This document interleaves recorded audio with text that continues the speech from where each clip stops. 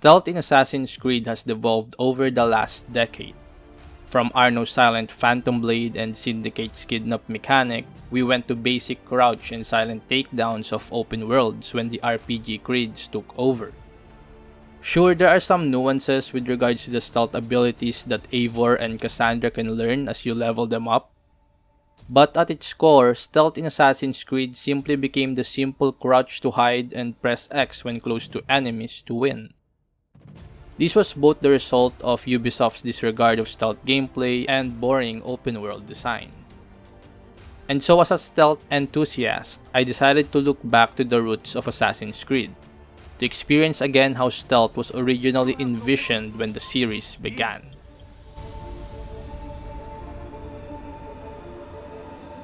For this stealth retrospective, I will divide the discussion into separate categories, which are narratology, level design, gadgets and other mechanics, AI, and failstate.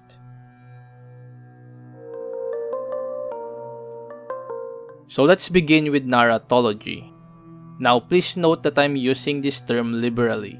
Merriam-Webster defines narratology as the study of structure in narratives, but I'm using it to refer to the relationship between a game's story and its stealth gameplay. Mainly the relevance of the story on the reason as to why a game's protagonist will use stealth. To put it into question form, what is the reason why your character utilizes stealth instead of fighting head-on? Or if there is any reason at all? For Assassin's Creed 1, the answer is simple. Altair is an assassin, actually an assassin who was demoted for breaking the 3 tenets. And so now, he has to relearn these tenets, which includes the rule of hiding in plain sight. Add the usual sneaky mode of operation of assassins and secret organizations, and so Altair has every incentive to remain unseen and strike from the shadows. This gives AC1 a checkmark on narratology, as the game's narrative perfectly coincides with its stealth gameplay. The story itself gives the player a good reason as to why they should stick to a stealthy playstyle of hiding from guards and climbing rooftops to move unseen.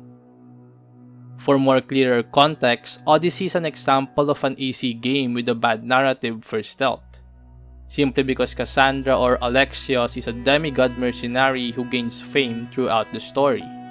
They have no reason to be sneaky since they are almost invincible against normal humans, and they have no associations or goals that require them to conceal themselves. So anyway, yeah, a good stealth game needs a narrative that gives the character a reason to be sneaky.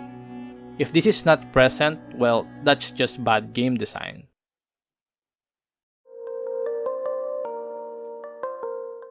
Next, let's talk level design.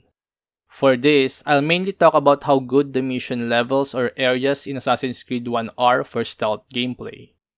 Now, at face value, AC1's city design seems great for the type of stealth that Assassin's Creed was going for, and that's actually true. It has a lot of verticality for navigating around guard vision cones and is perfect for those chase sequences, whether they be contextual or just open world exploration shenanigans. There are haystacks, roof gardens, and benches that we can use to hide from pursuers. And guard placements aren't too aggressive that it suppresses player movement, at least during early and mid-late game. For the main missions and targets, levels are specialized enough that each assassination feels different from one another, which is a very good thing. The full experience of assassinating Talal varies greatly when compared to when you assassinate Sibrand. Though I do agree that the investigation missions are too repetitive and lack variations, which is made most obvious when you are in the late game already and still doing the same pickpocketing or interrogation activities. Still, the level design as a whole was almost perfect for the fast-paced, movement-centered stealth gameplay that AC1 wanted to convey. Really, there's not much more to say about AC1's level design.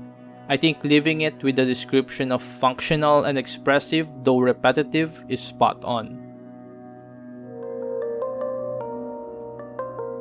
Now let's talk about gadgets and other mechanics in AC1.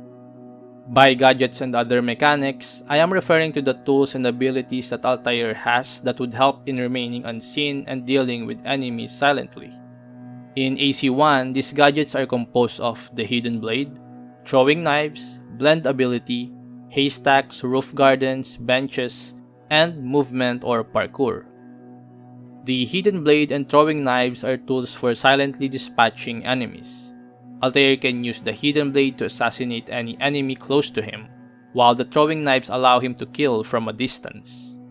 These tools or weapons are actually pretty basic but still useful for any stealth character. And obviously, at the time when AC1 released, the Hidden Blade was a unique and iconic weapon that made Altair 700 times cooler. But aside from that, from a critical point of view, the Hidden Blade is just a glorified dagger, and the Throwing Knives were just reskinned silenced guns that were present in other stealth games at the time, like Hitman and Metal Gear. So moving on from those items, let's discuss the Blend ability, Haystacks, and Parkour. The Blend ability is the most unique thing that came from Assassin's Creed 1. It was a cool mechanic that made Altair basically invisible to guards in most scenarios. What made it more interesting to me is that it's an ability with no timer and can be used anytime and anywhere. Obviously, there are logical limitations, such as it is only functional as long as Altair is not currently being detected. Forbidden areas like rooftops or highly guarded buildings also limit the Blend ability's effectiveness. But outside of those, the Blend ability allows the players to embrace the hide in plain sight tenet that the assassins uphold. It is a disguise mechanic that can simply be toggled on and off with few limitations.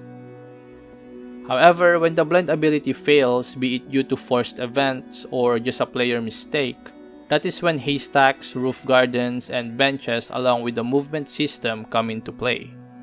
The Haystacks, Roof Gardens, and Benches, which I will refer to now as safe places, are environmental zones that allow the player to reset the detection meter.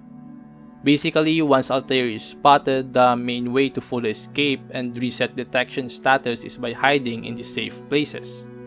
These places are bountiful in the cities and are highlighted as blue dots in the player's map when they are fully detected. Though it is important to note that movement and parkour are integral aspects of the process. The player will need to effectively use movement to quickly climb buildings and lose pursuing guards. And then only when the SSI meter turns yellow can the player hide in the safe places and reset detection. Now again, like the Hidden Blade and Knives, the fundamentals of this process is present in other stealth games, which is obvious since what I explained is basically how to reset a detection system. However, one thing to note here though is the idea of resetting detection via the safe places. Because you see, it is still possible to reset detection by simply killing all the guards that are chasing you. But the problem with this is it contradicts an assassin's mode of operation. As an assassin, you do not want to kill every guard chasing you. Instead, you want to disappear and leave them all hanging. And in AC1, despite the lack of smoke bombs and noisemakers as distraction tools, Altair's mobility plus the blend mechanic allows him to disappear and reset detection without relying on a combat resolution. And honestly, as of writing this script, I realized that this is a core philosophy of Assassin's Creed that the modern games have abandoned. Forced combat has always been in the franchise, no doubt about that.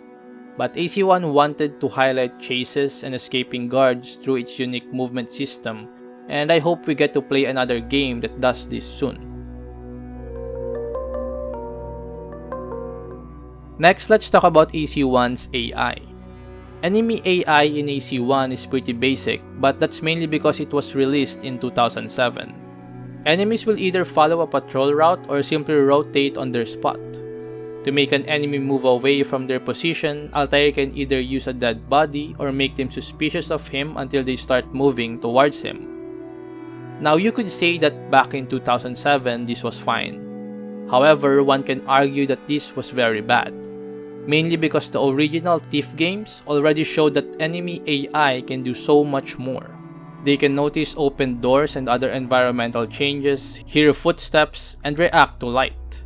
This was back in 1998, which is almost a decade before AC-1 released. Still, I think AC-1 didn't want that immersive stealth feel for the game, and instead made players relish in their stealth action fantasy. And it does make sense really, since AC as a franchise never really shied away from action fantasy, nor did they ever give a slight hint that they wanted a super stealth heavy game. Perhaps Ubisoft made Splinter Cell for that. But that's another topic for another day. But yeah, AC-1's AI is pretty lackluster. Though they can be consistent in being lackluster, meaning that they will behave as you expect of them. There will be few to no surprises when you are navigating levels and decide to approach an enemy AI. They behave as dumb AIs with vision cones and will relentlessly chase the player when they fully detect Altair. They also have a fear mechanic which can cause them to flee during combat. However, since this is combat related, it's not really too important in this stealth retrospective.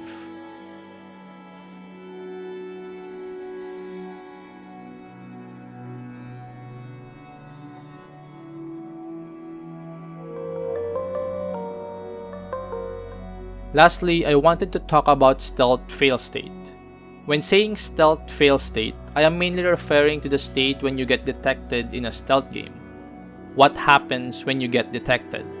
Does the level reset automatically? Do all the enemies in a level suddenly know where you are and start converging in your location? Or are you allowed to disengage, take a step back and replan your approach? Though this time, enemies are in an alerted state.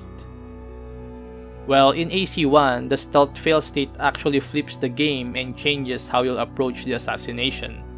Before detection, your goal is to move unseen. You'll use corners, the blend mechanic, and movement to make sure you can reach your target without being seen. However, if you unfortunately are spotted, the game doesn't force you to reload and try again. Instead, your target will acknowledge your presence in the area and will begin to make an escape.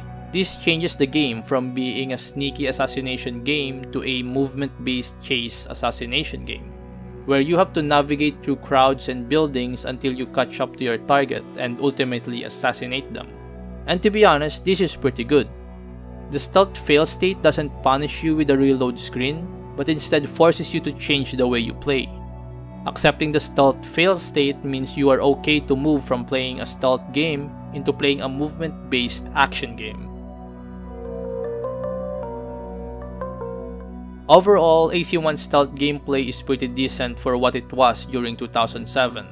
However, if I were to think of a bad thing about its stealth, I'll probably point to the last couple of missions in the game, where Altair tracks Robert de Saab and plows through Templar armies. You see, in this part of the game, AC-1 abandoned everything about its stealth and level design. Instead of investigations to find a target, you become a one-man army killing waves and waves of Templar soldiers. What's worse is that you can't even use stealth to take out all the soldiers. You'll have to engage in open combat and kill them all. Then when you reach Robert de Saab, you again have to defeat him in open combat. Same goes when you reach Al Molim. And so in hindsight, this was a weird switch for the late game. Throughout the game, we were taught to try and remain unseen. If we cannot, we try to fight but also run away. If a main target spots us, we are to chase them. Story-wise though, I do get it. Robert is not the type of guy to run away, and so a head-on fight might really be fitting. However, maybe they could have designed the level in a way that Altair could have used stealth and not just rely on pure combat prowess. Especially since throughout the game, you never really needed to do so. But to wrap this all out, Assassin's Creed 1's stealth was good for its time. It introduced mechanics, ideas, and designs that are unique to the franchise and great additions to the stealth genre. However, comparing it to games that preceded it like the Thief games from the 1990s and even Hitman in the early 2000s, it is inferior in every way except movement. And perhaps that is what Assassin's Creed should try to master moving forward. Movement.